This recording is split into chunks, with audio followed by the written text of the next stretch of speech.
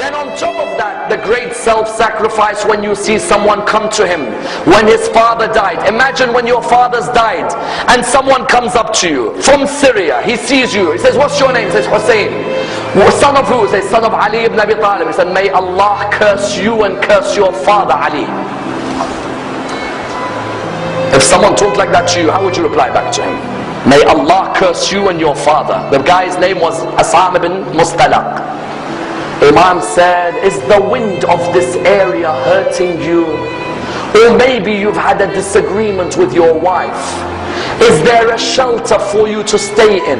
Or has no one provided you with clothing? Please come and stay in my house if you are a stranger in this area. Wallah, that person began to cry. He said, Aba Abdullah, I cursed your father in front of you. And this is the way you reply back to me, by making your house available for you? He said, this is the family of Rasulullah and the way we treat people. People may come and curse us, but we come back with morals, because our grandfather Rasulullah came to perfect the morals of mankind.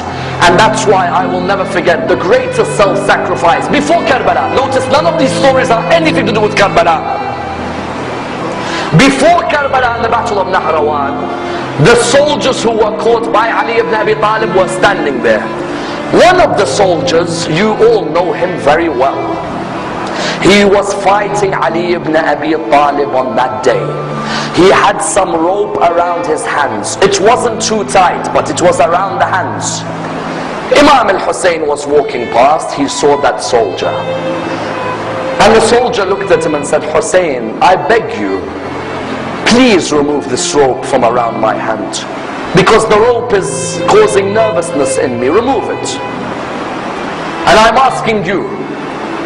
Imam al-Hussein went back to his father. He said, oh my father, I'd like a favor from you. He said, what is it?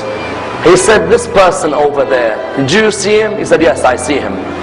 He said, he says to me, the rope is tight around his hand, even though you will never put a tight rope, but it seems to have been hurting him. And he asked me to remove it. Oh my father, do you allow me? He looked at him and he said, Aba Abdullah, go ahead. Aba Abdullah, why do you want to answer this? He said, Father, when someone asks through me, how can I reject? I don't want the person to be embarrassed. When you realize who this person is, that's when you realize how magnanimous a man this man is. He went back to the person. He said, give me your hands. And he removed the ropes from the hands of Shimr bin Dil-Jawshan.